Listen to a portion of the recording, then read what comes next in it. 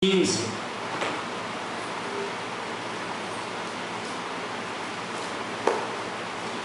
Salmos, capítulo 15. Um salmo bastante conhecido e curto.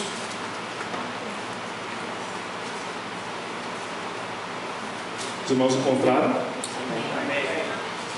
Diz assim a palavra do Senhor: Senhor, quem habitará no teu tabernáculo? Quem poderá morar no teu santo monte? Aquele que vive com integridade, pratica a justiça e fala a verdade de coração, que não difama com a língua, nem faz mal ao próximo e nem calunia o seu amigo. Aquele cujos olhos rejeitam o desprezível, mas que também honra os que temem o Senhor. O que não volta atrás, mesmo quando jura com prejuízo, que não empresta seu dinheiro exigindo juros, e nem recebe suborno contra o inocente. Aquele que agir assim nunca será abalado. Amém. Eu me lembro como se fosse ontem, isso já fazem uns 20 anos mais ou menos. Eu era adolescente, fazia a ETAD. Não conversava muito com meus colegas de ETAD, era uma turma grande, mas eu tinha um colega que sentava do meu lado que às vezes era um senhor já, puxava a conversa comigo. Um dia ele chegou assim para mim e disse assim: Rodrigo, tu sabe o que precisa fazer para entrar no céu? E eu fiquei pensando, porque podia responder uma série de coisas, fiquei pensando o que ele gostaria que eu respondesse. E fiquei na dúvida e disse: bom, não sei, o que tem que fazer? Ele disse: Salmo 15, lê o Salmo 15, tu vai encontrar a resposta. Aí ele abriu a Bíblia na minha frente, não tinha começado a aula, eu olhei o Salmo 15, esse salmo que nós lemos aqui agora. Lá nos meus 15 anos, com a minha inocência de adolescente, eu li o Salmo 15 e a interpretação que eu fiz foi aquela interpretação legalista. Eu tenho aqui 10 passos para alcançar o céu. Se eu cumprir esses mandamentos, como diz aqui o salmista, eu poderei habitar no santo monte e nunca serei abalado. Ou seja, ele está falando da salvação.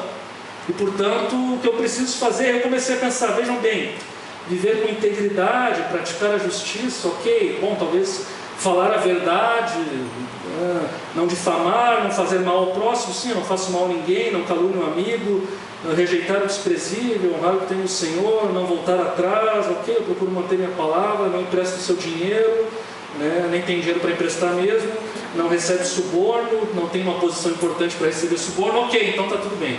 Então eu tenho que procurar me fixar nessas regras. E que bom que não tem regras mais difíceis, como questão de moralidade sexual ou outras questões aí que às vezes incomodam os adolescentes, os jovens, enfim. Mas, evidentemente, que essa interpretação que as pessoas fazem pode parecer a leitura natural do Salmo. Nós lemos o Salmo, a pessoa naturalmente, quando ela lê uma lista de coisas a ser feitas, ela interpreta isso de uma maneira legalista. É a tendência do ser humano. O que eu preciso fazer? O salmista está perguntando: quem habitará? Ou seja, ele está falando quem será aceito diante de Deus. E o que eu tenho que fazer para ser aceito diante de Deus? Bom, o Salmo aqui dá alguma resposta. Então, se eu fizer essas coisas, está tudo ok. Eu sou justo, sou aceito por Deus, ok? Talvez muitos de vocês pensem assim, ou talvez muitos de vocês já pensou assim. Mas quem na verdade pensa assim ainda não conheceu a graça do nosso Senhor Jesus Cristo e ainda não conheceu a boa nova do Evangelho e a verdade do Evangelho. E esse salmo, longe de contrariar a verdade do Evangelho, ele tem que ser lido de acordo com a mentalidade do Evangelho, de acordo com a visão do mundo do Evangelho. Nós somos cristãos e, portanto, temos que ler esse salmo com a perspectiva de Jesus Cristo, com a perspectiva cristã. E a perspectiva que um cristão lê não é exatamente a mesma perspectiva que um judeu leria este salmo. E um cristão que sabe que foi justificado pela graça vai ler e vai entender esse salmo de uma maneira diferente. E é isso que eu vou procurar expor nos próximos minutos aos irmãos. Como nós podemos entender esse salmo?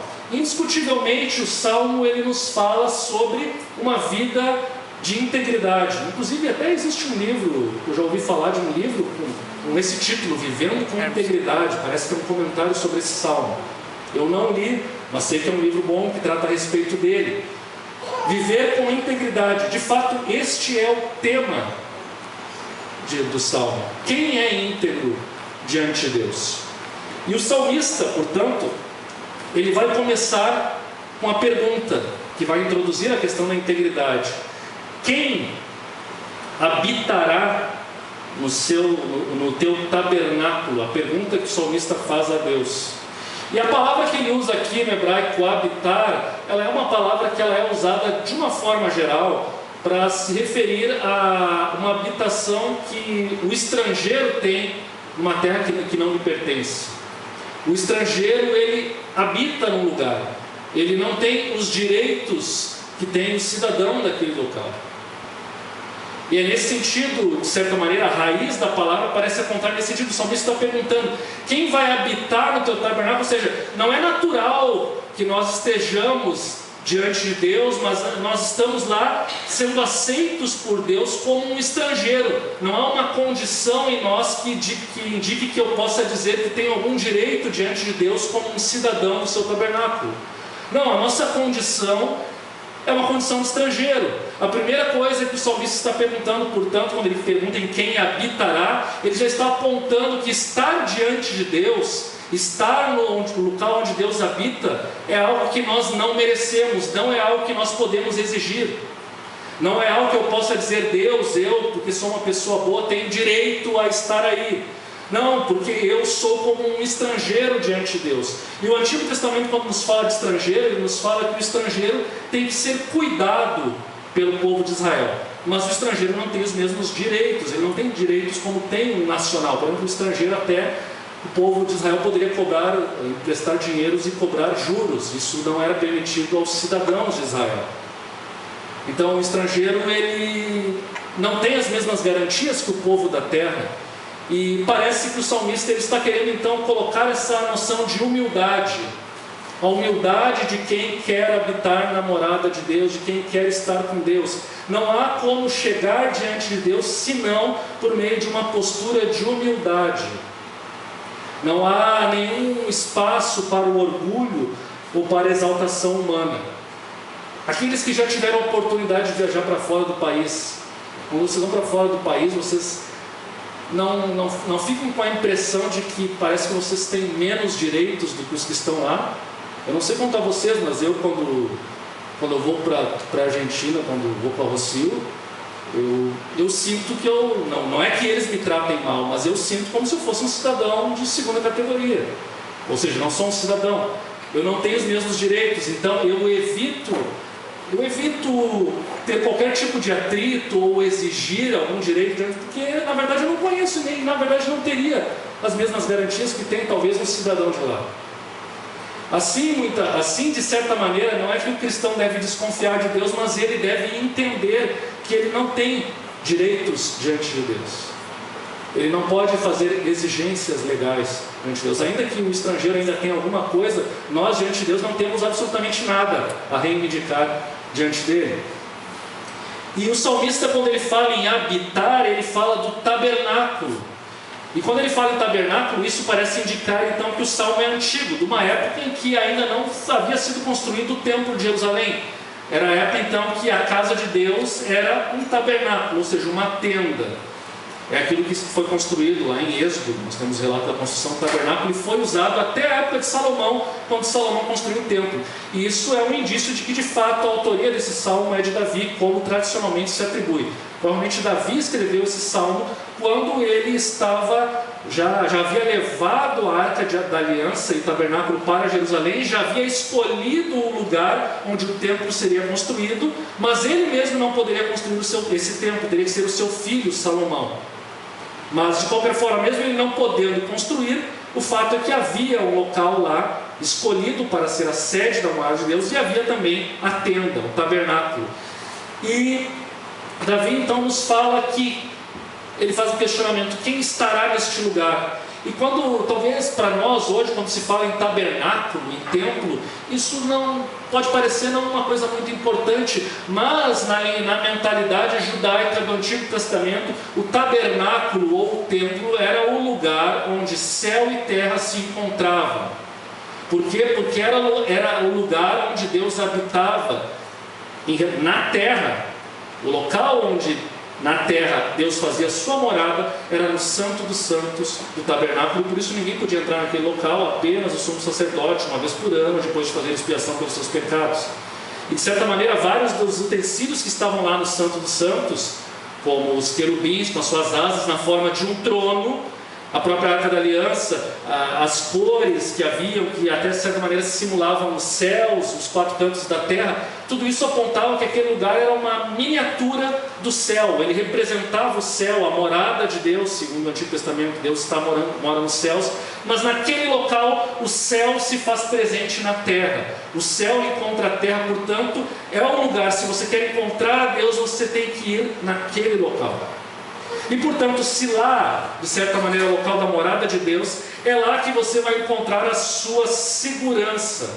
Por isso o tabernáculo, o templo, ele que oferecia várias coisas, era um lugar de salvação. Não se poderia, por exemplo, matar alguém dentro do templo, porque era um lugar sagrado. Não se poderia, inclusive, tirar alguém que cometeu um crime de dentro do templo. Enquanto ele estivesse dentro do templo, ele estava com um salvo-conduto. Ninguém podia fazer mal ali, porque era um lugar sagrado, era um local da morada de Deus. Ou seja, o templo era um lugar de proteção, era um lugar de salvação. E quando o salmista, portanto, pergunta quem poderá morar no seu templo, ele está perguntando quem, em última instância, poderá ser salvo.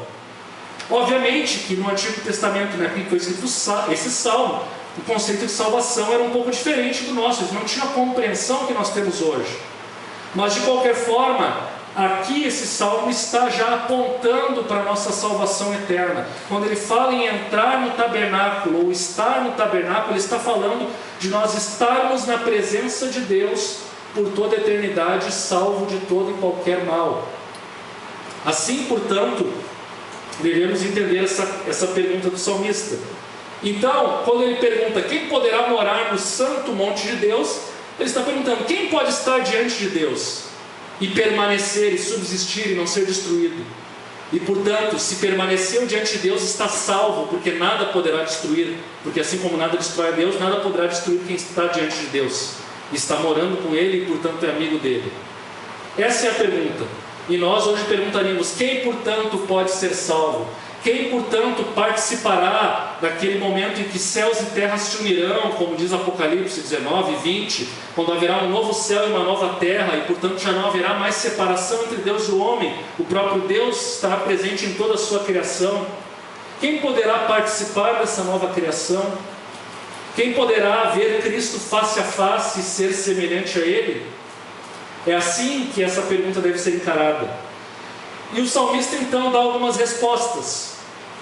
E ele fala, ele usa aqui a poesia, porque isso aqui é uma poesia hebraica, e ele fala, primeiramente ele fala as coisas que a pessoa que está diante de Deus deve fazer, ou as coisas que faz a pessoa que está diante de Deus, que pode habitar na sua presença. Então as primeiras coisas positivas, ou seja, o que o servo de Deus faz. E ele fala no verso 2, o que vive com integridade, pratica a justiça e fala a verdade de coração. E no verso 13 ele fala das três coisas negativas: o que não difama com a língua, não faz mal ao próximo e nem calunia o seu amigo. Na verdade, dos versos 2 até o 5, se vocês forem contar, nós temos exatamente 10 mandamentos.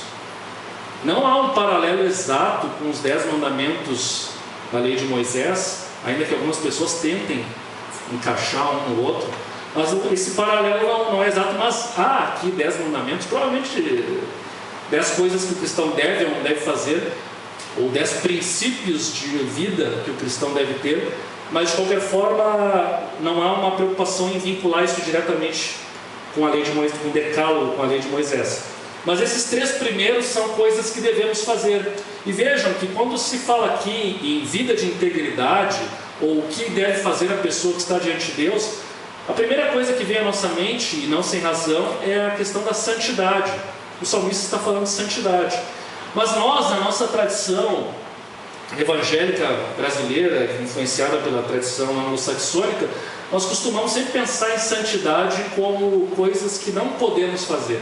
Não se vista dessa maneira, não coma tal coisa, não vá a tal lugar, não fale com tal pessoas, não leia tais coisas, não veja tais coisas, etc, etc. Ou seja, coisas negativas. Então, se eu não fizer isso, se eu não roubar, se eu não matar, se eu não adulterar, se eu não for um mentiroso, se eu adorar a Deus, etc e tal, então eu sou santo.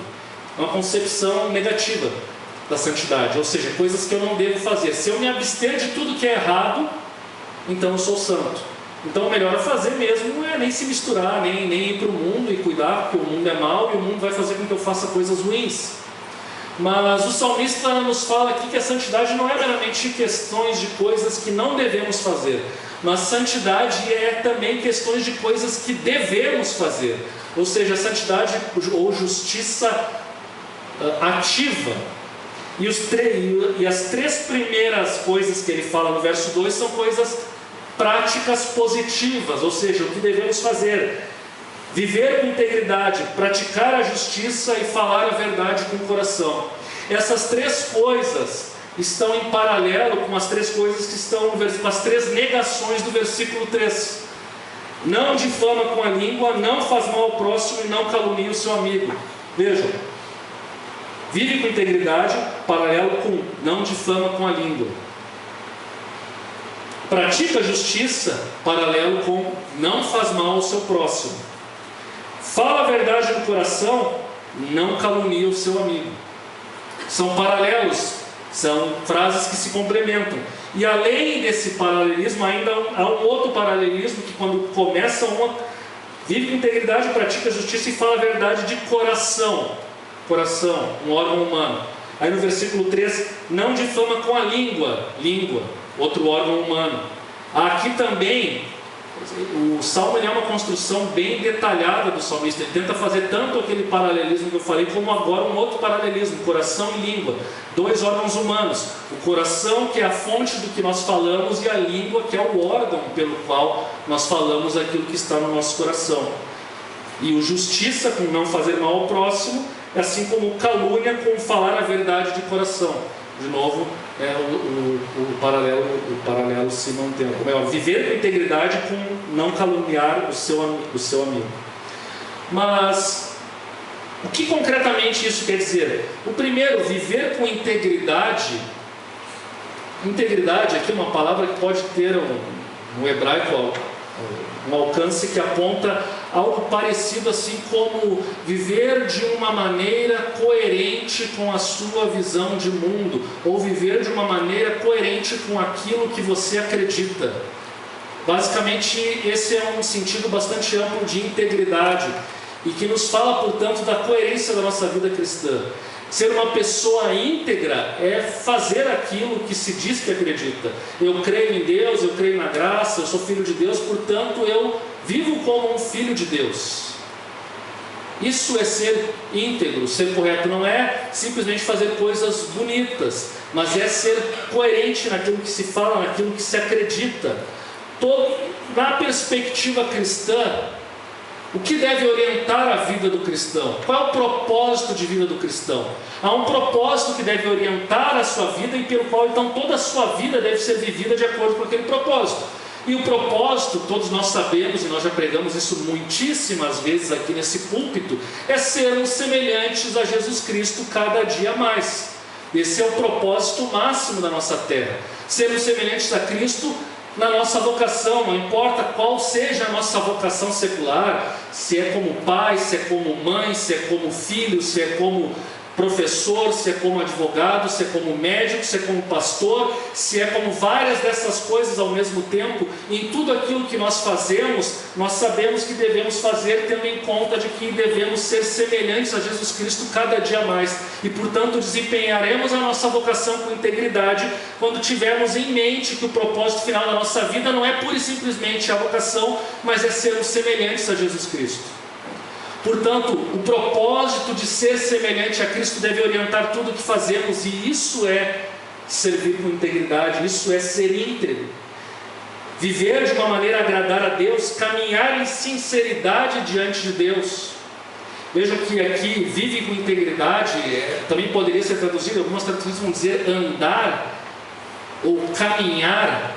No hebraico, essas expressões andar, caminhar, elas falam de um modo de vida, um estilo de vida. Portanto, o nosso estilo de vida deve apontar para aquele nosso propósito da nossa existência.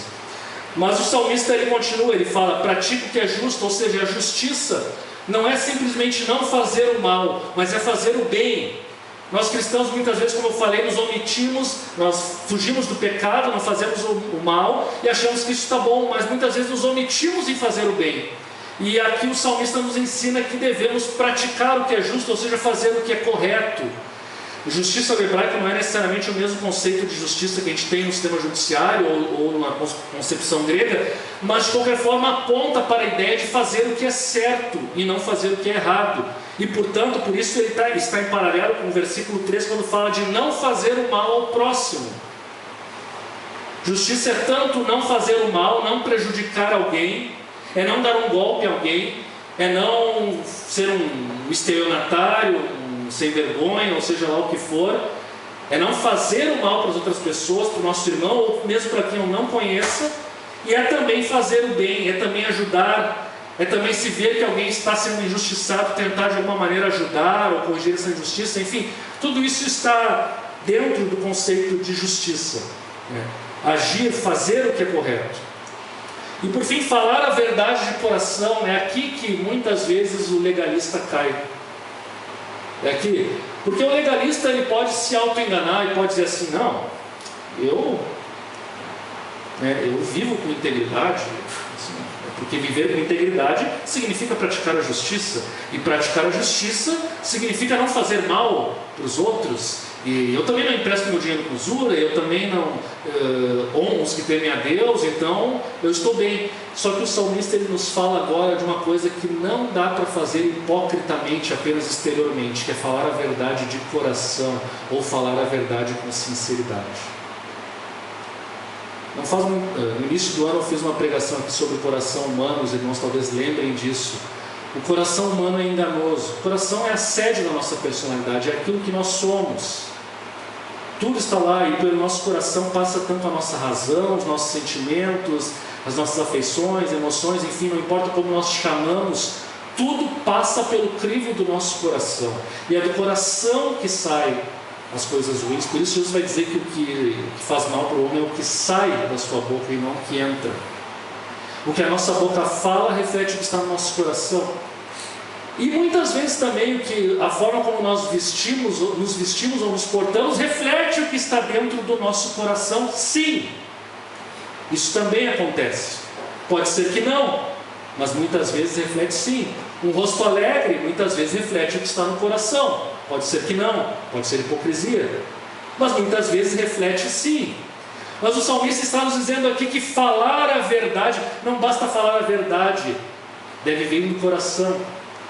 Eu posso falar a verdade de uma maneira hipócrita, eu posso ser um bajulador. E como existem bajuladores no nosso meio? Ai, que irmão abençoado! Ai, que irmão maravilhoso! Aí logo que ele se afasta, já grava um punhal nas costas da pessoa. Ai, que família abençoada! Na verdade é tudo bajulação. Ai, como tu tem me ajudado! Na verdade é tudo bajulação, é tudo falsidade. Mas a pessoa íntegra é aquela que fala a verdade de coração, ela fala algo que ela realmente acredita. E isso não significa também que a pessoa que fala a verdade de coração é a pessoa que fala tudo o que está no coração e fala tudo o que deseja. Isso seria estupidez. Na verdade, a Bíblia em nenhum momento nos ensina a sermos grosseiros com as pessoas ou a falar tudo o que queremos. Aquele ditado, quem fala o que quer ouve o que não quer, é verdadeiro. É uma sabedoria popular que reflete uma realidade. E o salmista não está ensinando que devemos falar tudo aquilo que desejamos ou pensamos, mas ele está ensinando que as nossas palavras devem ser feitas a partir daquilo que está no nosso coração e que, portanto, devemos ter um coração íntegro. Mas aqui está o problema: quem de nós tem um coração íntegro? E quem de nós pode, portanto, falar aquilo que está no nosso coração? As pessoas vêm e nos perguntam: o que achou? O que achou disso? O que achou da festa? O que achou daquilo? E nós, de uma forma geral, na maioria das vezes, preferimos bajular, até por questão de educação. Mas o fato é que muitas vezes o nosso coração nos engana e nós queremos acreditar em uma coisa, queremos acreditar que uma pessoa é má e, portanto, começamos a falar mal da pessoa sem ter razão para isso. E aí, aqui está a conexão com a calúnia e com a difamação. O fato é que o nosso coração nos engana e muitas vezes falamos coisas, achamos que estamos certos no que estamos falando, estamos julgando as pessoas, estamos criticando as pessoas, mas isso está apenas sendo um desejo mal do nosso coração de espezinhar alguém que nós não gostamos, e nós encontramos justificativas para fazer isso, justificativas perversas. E quando fazemos isso, nós não falamos a verdade com sinceridade. Às vezes até podemos falar a verdade, mas falamos a verdade para destruir a pessoa. Não estamos falando a verdade em amor, estamos falando a verdade com falsidade, visando a destruição do nosso próximo. Então é muito sério o que o salmista nos diz aqui sobre falar a verdade de coração. É muito sério. E nós muitas vezes falhamos nisso. Essa aqui é a grande verdade. E quando ele fala aqui, no verso 3 agora, das concepções negativas que estão em paralelo com essas positivas, não difama com a língua, ou seja, a nossa língua, que é o nosso órgão, não fala aquilo que há de enganoso no nosso coração. Ou seja, a nossa língua não é um instrumento do nosso coração enganoso para falar coisas ruins que nós pensamos e nos auto-enganamos dizendo que são certas, para atingir pessoas que nós não gostamos ou com as quais nós estamos magoados. A língua não, a pessoa que está diante de Deus, a língua não é um instrumento para um coração enganoso. E a nossa tradução aqui nos fala em difamar, não difama. Alguns até que falam em injúria. Para quem é da área do direito sabe que há distinção entre difamação, calúnia, injúria. E o versículo 13 ele vai falar em difamar com a língua e caluniar o seu amigo. No direito a gente fala que calúnia é quando eu atribuo um crime a alguém. Essa pessoa praticou, o cara matou não sei quem, eu estou dizendo que ele é um assassino, então eu estou caluniando ele. Já a difamação é quando eu atribuo uma condição desonrosa. Eu digo, aquela mulher é uma prostituta, é uma sem vergonha, eu estou atribuindo uma condição desonrosa, então é uma difamação. Mas essa distinção legal e jurídica que existe, ela não existia aqui no tempo de Israel. Israel não tinha um sistema penal como o nosso, com tipicidade, ilicitude, culpabilidade, nada dessas coisas. Então o conceito, a distinção de calúnia e difamação que o salmista usa aqui, não é um conceito técnico, não é um conceito jurídico, e a gente não tem que pegar e importar conceitos jurídicos e forçar a interpretação bíblica aqui. O que na verdade, quando ele fala em difamar, por exemplo, ele provavelmente está falando aqui da pessoa que usa a sua língua para falar mal do próximo. E isso inclui a fofoca mal intencionada, a mentira, ficar inventando coisas a respeito do seu próximo. Esses são os exemplos mais claros, mais evidentes e mais presentes na nossa vida do uso da difamação com a língua. Falar o mal do próximo desejando o seu mal. Uma suposta crítica construtiva que na verdade é destrutiva e visa a destruição e o prejuízo do próximo. Isso é o difamar. E não só isso, muitas vezes as meias verdades. Às vezes nós mentimos e inventamos coisas, vamos dizer assim, ele adulterou ou ele matou, e era tudo mentira. Mas às vezes nós também aumentamos as coisas, e isso na verdade é muito mais comum. Nós aumentarmos as coisas, aconteceu uma coisinha pequena e nós aumentamos 10 vezes o alcance, criamos uma tempestade em copo d'água e fazemos isso propositalmente para destruir as pessoas. E vocês já sabem que aquele ditado que diz: o que os olhos não viram, o coração imagina 10.000 vezes pior. E essa é a verdade. Quando nós começamos a imaginar e a fantasiar a coisa que tinha um fundo de verdade, se torna uma grande difamação, uma grande mentira e causa grande destruição. Por isso o cuidado que nós temos, porque a difamação muitas vezes é simplesmente passar adiante o que recebemos de outro, com uma má intenção. Mas quem é íntegro diante de Deus não faz isso. Ele não difama com a língua, ele não espalha mentiras, meias verdades e fofocas a respeito do seu próximo. Ele não faz mal ao seu próximo, que evidentemente inclui o não mentir, mas também inclui uma série de outras coisas, mas ele não faz mal ao próximo e não calunia o seu amigo. E como eu falei, não é um conceito jurídico de calúnia, mas é uma coisa parecida com o conceito jurídico. Calúnia significa mais ou menos assim: eu atribuo a alguém que ele está fazendo algo que é absolutamente condenado pelo seu povo, pela sua sociedade. Se nós como igreja fôssemos a nação de Israel, seria mais ou menos assim como se eu dissesse: aquela pessoa lá está adulterando. E na verdade o adultério não é crime, mas é uma coisa que para o povo de Deus é muito ruim, é uma coisa que destrói os vínculos comunitários, destrói o vínculo com Deus, é gravíssimo.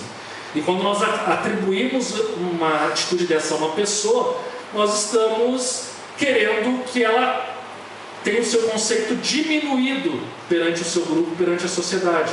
A calúnia, ela sempre tem esse propósito: eu falo mal, falo algo errado à pessoa, para que as pessoas deixem de respeitar essa pessoa de quem estou falando mal.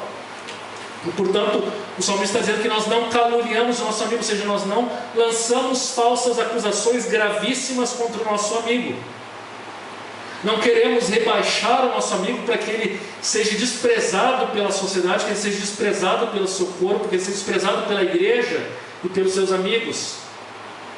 E muitas vezes, quando nós falamos mal, nós caluniamos, o famoso propósito é esse: rebaixar o conceito dessa pessoa para que essa pessoa perca a influência. E muitas vezes é porque também nós queremos tomar o lugar dessa pessoa, exercer a influência que ela não está exercendo. Mas então, eu não tenho tempo para entrar nesses detalhes, mas o salmista ele nos está falando genericamente disso, dessa questão de falar mal visando a destruição do próximo, muitas vezes por egoísmo, muitas vezes para tomar o lugar da pessoa, muitas vezes simplesmente porque eu desejo mal de alguém e porque o meu coração me engana. Eu penso que estou certo no que estou fazendo, mas não estou. Estou na verdade agindo como um ímpio. E aqui então, no versículo 4, que nós chegamos a, digamos, um ponto fundamental dos Salmos, porque o salmista vai dizer, ele vai falar agora do temor do Senhor. Ele vai dizer que aquele cujos olhos rejeitam o desprezível, algumas versões vão dizer o réprobo, mas que também honram os que temem ao Senhor. Aqui, rejeitar o desprezível e honrar os que temem ao Senhor está em paralelo, na verdade que há uma oposição aqui entre essas duas frases. Rejeitar o desprezível é rejeitar aquele que não teme o Senhor, e honrar o que teme o Senhor é literalmente isso, honrar o que teme o Senhor. Mas isso nos fala do fato de que no Antigo Testamento era óbvio: quem era amigo do ímpio era inimigo de Deus. Isso continua sendo verdade para nós até hoje, não no sentido de que eu devo desprezar o não cristão, que eu não devo acreditar em nada no que o não cristão fala, mas é um princípio verdadeiro o seguinte: um não cristão nunca vai ser um modelo de vida para nós, nunca vai ser um modelo de piedade para nós. O não cristão pode ser modelo em várias outras coisas. Um profissional de sucesso pode ser talvez um modelo em algumas coisas de como ser um profissional de sucesso, mas nunca um modelo sobre como eu devo viver com a minha família, de como eu devo encarar a minha relação com Deus. Agora, estamos num momento aí futebolístico importante. Renato Gaúcho é ídolo para metade do Rio Grande do Sul. Muita gente se inspira no que ele faz. Ele pode estar correto em algumas coisas relacionadas ao futebol, e nós admiramos muitas coisas, damos risada com as coisas que ele fala, mas ele não é um ídolo, não é um modelo de vida cristã para nós. Não posso me inspirar no que ele fez para dizer, para inspirar, para orientar a minha vida. Esse é o grande risco que as gerações mais jovens passam, porque elas geralmente procuram seus ídolos, e a nossa cultura nos apresenta pessoas que não são tementes a Deus como modelos de vida. A gente vai na Rede Globo, a gente vê tudo que é lixo como modelo. Qualquer porcaria é modelo de vida. E é o pior modelo possível, o pior padrão possível de vida na maioria das vezes. E as pessoas querem seguir. Eles apresentam isso de uma maneira bonita, agradável, e quem é contra é taxado de intolerante, de grosseiro, de retrógrado, de mentalidade medieval, entre outras coisas mais. Mas o fato é que o salmista vai dizer que aquele que quer ter uma vida íntegra só pode ter como modelo aquele que teme o Senhor. E o nosso modelo básico, o nosso modelo fundamental é Jesus Cristo, porque esse é o verdadeiro modelo de temor a Deus, de temor a Deus, o Filho de Deus. Esse, portanto, é o modelo de como nós devemos viver a nossa vida, e não viver de uma maneira ímpia. E nós, portanto, quando falamos, portanto, em desprezar os ímpios, não quer dizer que eu tenho que desprezar as suas conquistas, os seus conhecimentos na ciência, no mundo das artes, na profissão. Não é disso que a Bíblia fala. Mas eles têm que ser desprezados como modelo de vida cristã. É absolutamente desprezível o padrão de vida que eles levam do ponto de vista cristão. E aqui inclusive a palavra que o autor fala aqui no original para falar a respeito dessa ideia, aquele cujos olhos rejeitam o desprezível, ele parece que está dando a entender que é aquele que tem um ponto de vista, ou seja, como se tivesse um óculos que faz com que ele olhe para o mundo e consiga classificar as coisas entre o que teme a Deus e o que não teme a Deus. E nós como cristãos também temos que de alguma maneira fazer esse tipo de avaliação. Não quer dizer, como eu falei, que eu vou desprezar absolutamente tudo aquilo que eu não consiga ligar diretamente ao Evangelho. Não é disso que eu estou falando. Mas nós temos que perceber aqueles que temem e aqueles que não temem, porque diante de Deus, no final das contas, só existe isso: os que temem e os que não temem, os que estão em Adão e os que estão em Cristo, os que são filhos da serpente e os que são filhos da semente da mulher, os que são a semente de Caim e os que são semente de Abel. Não há meio termo na vida cristã. Essa ambiguidade, essa relatividade que a nossa sociedade tenta passar em termos de vida cristã não existe. E nossos modelos, portanto, não têm meio termo também. Mas, indo para o final, o nosso versículo diz que aquele que teme o Senhor, ele honra os que temem o Senhor e despreza os que não temem o Senhor. Não tem como modelo aqueles que não temem o Senhor. Mas ele também nos fala que ele não volta atrás, mesmo quando jura com prejuízo. Isso nos fala então de nós cumprirmos aquilo que nós prometemos, cumprirmos a nossa palavra. Nós não devemos voltar atrás, não devemos, como posso dizer, enfim, nós aqui na nossa cultura dizemos que o gaúcho é um homem de palavra. Isso já nos diz muito do que esse verso está nos ensinando.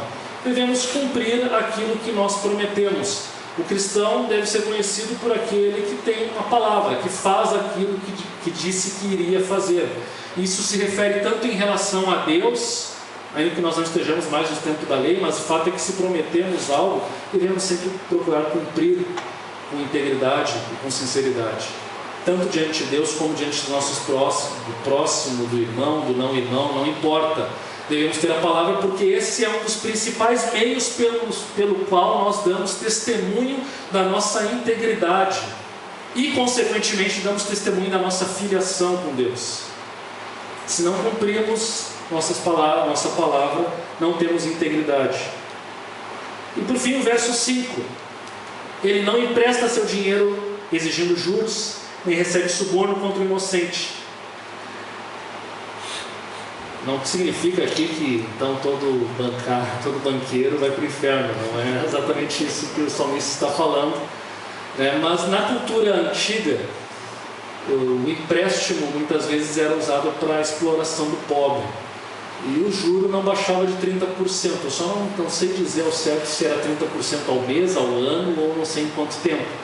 Mas o fato é que os juros eram extorsivos, e não é como hoje, que se tu não tem como pagar, tu dá calote, vai para esse SPC, fica ali um tempo, vai pagando aos poucos. Não, no passado não pagou, ok, então a tua mulher vai ser escrava agora, teus filhos vão ser escravos, e depois tu também vai ser escravizado para pagar a dívida. Então o empréstimo mediante juros muitas vezes jogava as famílias na miséria absoluta e na escravidão. Era uma forma de escravização. Por isso a lei de Israel inclusive proibia o uso da usura contra os judeus, ou seja, com os irmãos, e até permitia com os não-judeus. Mas o objetivo era evitar que o povo fosse escravizado. E a questão toda do empréstimo com usura era a proibição da opressão do pobre. O pobre não deve ser oprimido pelo rico. Portanto, a pessoa que tem dinheiro e vive com integridade, ela não explora o pobre, ela não usa do seu patrimônio para explorar aquele que não tem. E é por isso também que na continuação ele vai dizer que não recebe suborno contra o inocente, porque só quem tem uma posição de poder e influência pode receber suborno. Um pobre coitado nunca vai receber uma proposta de suborno. Muitos de nós provavelmente nunca vamos receber nenhuma proposta de suborno. Mas isso nos fala não apenas da questão financeira, de quem como um juiz ou um político tem uma posição de decidir alguma coisa, mas também nos fala dessa tentativa de impor a sua vontade, custe o que custar, por outros meios além do dinheiro, como por exemplo a intimidação, a força física, a influência política, a influência familiar, enfim, diversas outras formas que expressam uma prepotência do ser humano, que acha que pode impor a sua vontade sobre os outros e sobre pessoas mais fracas do que ele. Pessoas que usam da sua condição, não importa qual seja, às vezes ele pode ser um pobre coitado, mas ele tem muita influência política, ou ele tem um poder físico muito grande para se impor. Mas o fato é que tudo isso é condenado por Deus por meio dessa palavra aqui que nos fala do receber ou pagar suborno para obter aquilo que se deseja. O pobre, o necessitado, aquele que está numa posição de vítima, não pode ser explorado. O Filho de Deus deve ajudar o pobre. Deus é aquele Deus que protege o necessitado, é o Deus que protege o pobre. Isso está em toda a Bíblia, do início ao fim, do Gênesis ao Apocalipse. Portanto, se queremos ser íntegros, não podemos ser opressores daqueles que têm necessidades. E meus irmãos, isso é triste, não é a nossa realidade aqui, não é a nossa realidade. Mas é triste porque há muitas pessoas de dinheiro que se dizem cristãos e que usam isso para oprimir os outros. Usam o dinheiro ou o poder para fazer chantagem, para impor a sua vontade. Isso é abominação diante de Deus. É tão abominação como também é o adultério, a imoralidade sexual, o homicídio. Deus abomina isso tanto quanto. Um cristão não pode usar o seu poder para oprimir o mais pobre. Lamentável quando cristãos usam o poder que tem para fazer isso. Mas quem faz isso não é íntegro. E a questão, portanto, e aqui é o caminho para o ensinamento, de tudo isso, quem que de coração vai conseguir falar a verdade e controlar a sua língua? Quem que vai conseguir sempre evitar a tentação de usar o poder, seja ele qual for que tenha, para impor a sua vontade sobre alguém que é mais fraco? Quem consegue dizer que cumpre esses mandamentos? Talvez uma pessoa inocente leia, está tranquilo, está favorável, mas não. A verdade é que não. Todos nós, especialmente quando chega no ponto coração, esbarramos, porque temos um coração pecaminoso e um coração enganoso que nos engana e justifica os nossos pecados. Portanto, quem pode habitar diante de Deus? Quem pode habitar no Santo Monte? A própria palavra de Deus, não aqui no Salmo 15, mas a palavra de Deus nos dá a resposta. Jesus Cristo, Filho de Deus. Por isso, esse salmo nos aponta diretamente para Jesus Cristo, porque Jesus Cristo é o íntegro. Jesus é aquela pessoa que cumpriu todos esses requisitos positivos e negativos, que viveu com integridade, que é absolutamente justo, santo, íntegro, que não calúnia, não difama, que não oprime, que não usa o seu poder, mas pelo contrário prefere servir ao invés de impor o poder que ele tinha. Esse é Jesus Cristo. Ele é perfeito, ele é a pessoa íntegra. E a palavra de Deus, o Evangelho nos fala que todo aquele que crê em Jesus, que confia em Jesus Cristo, está unido a Ele, e portanto a sua justiça, ou seja, a sua integridade agora passa a ser daquele que confia nele. E portanto, se nós falhamos, Jesus Cristo não falha. Se nós não conseguimos, Jesus Cristo conseguiu. E se nós estamos unidos a Cristo, o que é de Jesus Cristo é nosso. Por isso nós poderemos sim habitar no Santo Monte, poderemos sim fazer parte do novo céu e da nova terra, porque nós estamos unidos a Cristo pela fé. E consequentemente este salmo não está nos falando do que devemos fazer para sermos salvos, mas ele está nos falando do que nós que estamos em Cristo e fomos salvos em Cristo, como nós podemos viver e como nós podemos ser mais semelhantes a Jesus Cristo. E se nós tivermos esse modelo de integridade, estaremos sendo semelhantes a Jesus Cristo. E se nós procurarmos viver dessa maneira, veja, nós vamos estar vivendo não porque eu preciso conquistar o favor de Deus, eu estou vivendo assim porque eu fui conquistado por Deus. Nós já falamos isso dezenas de vezes aqui nesse ano e vamos continuar falando até que todos vocês saibam de cor. Não se trata de conquistar o favor de Deus, mas de uma resposta ao favor imerecido de Deus por nós. Nós não fazemos o que é certo para que Deus tenha misericórdia de nós, mas nós fazemos o que é certo porque Deus já teve misericórdia de nós. E nós nunca conseguiríamos cumprir esses requisitos, nunca seria o suficiente se Jesus Cristo não tivesse feito isso em nosso lugar. Aleluia. Jesus cumpriu tudo isso. Portanto, nós temos a confiança como salmista de dizer que nunca seremos abalados. É assim que o salmo conclui: aquele que agir assim nunca será abalado. Jesus agiu assim, e mesmo tendo morrido na cruz, Jesus pode dizer que ele nunca foi abalado, porque o eterno Filho de Deus está à direita do Pai e reina. Ele é todo poderoso, e nós que estamos unidos a Ele agora somos filhos de Deus, e portanto nós teremos a nossa morada diante de Deus, estaremos lá no novo céu e na nova terra.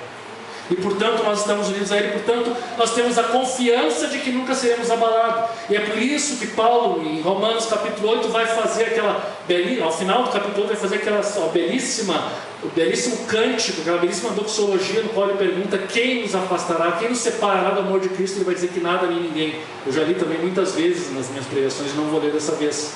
Mas todos vocês conhecem esses versículos. Nada pode nos abalar, porque nós estamos em Jesus Cristo. Portanto, nada nos abala. Como diz aquela música: o mundo cai ao meu redor. Se o mundo cair ao nosso redor, nós ainda estaremos firmes, porque estamos em Jesus Cristo. Ainda que para o mundo pareça que tudo está desmoronando, estamos firmes em Jesus Cristo. Portanto, concluindo e resumindo o que foi falado, as aplicações são as seguintes. Aplicações que são consequências e resumo de tudo isso que nós falamos. A primeira, são só 3. Confie somente em Jesus Cristo e não em seus méritos para estar diante de Deus no seu santuário. Entenda que uma vida correta que agrada a Deus é fruto de um coração transformado pela graça de Deus e não pelo seu merecimento. Você não vai agradar a Deus pelo seu merecimento, mas você só pode agradar a Deus se o Espírito Santo fizer uma obra em você, o regenerar e o transformar. Essa é a nova aliança que nós celebramos aqui na ceia. Sem essa transformação interior não é possível viver com integridade. E com a renovação interior nós vivemos com integridade, não para conquistar Deus, não com medo, mas com alegria, com amor. É uma resposta de amor à nossa vida de integridade. Lembre-se que você foi acolhido na casa de Deus como um estrangeiro e não como alguém que tem algum direito diante dele. Portanto, mantenha a sua postura humilde diante de Deus. Segunda aplicação: uma vez que você confia em Cristo, viva com integridade, ou seja, oriente sua vida de acordo com os seus propósitos, que devem ser aqueles que Deus traçou para você. E esses propósitos têm a ver com se tornar semelhante a Jesus Cristo. A sua vida deve ser orientada por isso. Nunca se esqueça disso. E por fim, ao adorar a Deus no culto, especialmente, mas não somente antes da ceia, reflita nesse salmo. Você tem procurado viver com integridade? Você tem cuidado da sua língua? Você tem agido positivamente? Tem praticado a justiça de uma maneira ativa, não apenas passiva? Você foge do mal? Evita o mal? Evita praticar o mal para o seu próximo? Você tem como modelo pessoas piedosas e tementes a Deus? Ou seus modelos são pessoas que desprezam a Deus?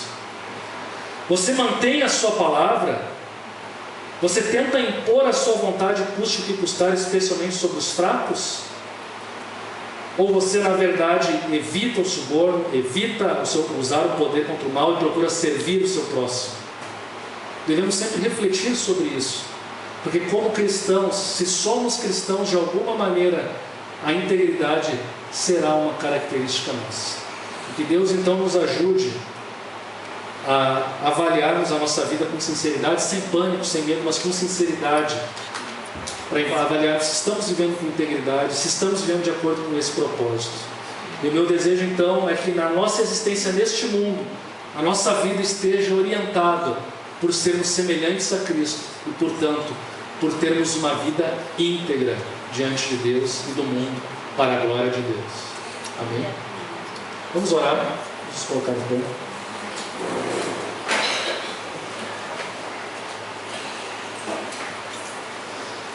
Pai amado, Obrigado, Senhor, porque não obstante nossa fraqueza, não obstante o nosso pecado, não obstante a nossa indignidade, Tu tiveste misericórdia de nós e mandaste o Teu Filho, Senhor.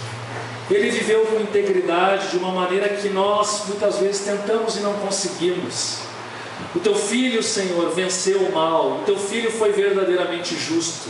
O Teu Filho, Senhor, conquistou a vitória e, portanto, crendo nele, nós estamos unidos a Ele e, portanto, nos beneficiamos de toda a justiça e de toda a integridade dele, Pai. E nós Te louvamos e Te agradecemos porque não fizemos nada por merecer isso. Nada que pudéssemos fazer seria suficiente, mas mesmo assim Tu nos chamaste. E nós cremos em Teu Filho e fomos transformados pelo Teu Filho. E porque fomos transformados pelo Teu Filho, nós agora, Senhor, podemos nos esforçar para viver em integridade, não com medo, não com pavor da Tua ira ou da Tua justiça, mas com alegria, Senhor, de sabermos que somos Teus filhos, Senhor. Com alegria de desejarmos sermos cada dia mais semelhantes ao Teu Filho Jesus Cristo e, portanto, termos uma vida de integridade, Pai. É por isso que nessa noite nós oramos para que Tu nos capacites, Senhor, a diariamente vivermos em integridade. Cada dia mais possamos ser mais semelhantes ao Teu Filho. E cada dia mais possamos vencer o nosso pecado, Senhor. Possamos vencer as nossas fraquezas, aquelas coisas que lutam contra nós, a nossa língua, o nosso coração enganoso e pecaminoso, Senhor. Nossos desejos de conquistarmos o que desejamos, custe o que custar, em cima das outras pessoas, não nos importando com o nosso próximo. Senhor, por favor, nos ajude, Senhor, a sermos exemplos de integridade, exemplos de pessoas que Te servem, Senhor. E que por causa da nossa integridade possamos dar um testemunho glorioso do Teu amor, da Tua bondade, da Tua grandiosidade. E que mais pessoas venham a conhecer a Ti por meio da nossa vida e da nossa pregação. Assim nós oramos nessa noite, Senhor. Fortalece a nossa fé, capacita-nos, Senhor, e santifica-nos, Senhor. Em nome de Teu Filho Jesus, Te pedimos e agradecemos. Deus está aqui, aleluia. Tão certo como aqui eu respiro, tão certo como a manhã que se levanta, tão certo como eu Te falo, podes me ouvir.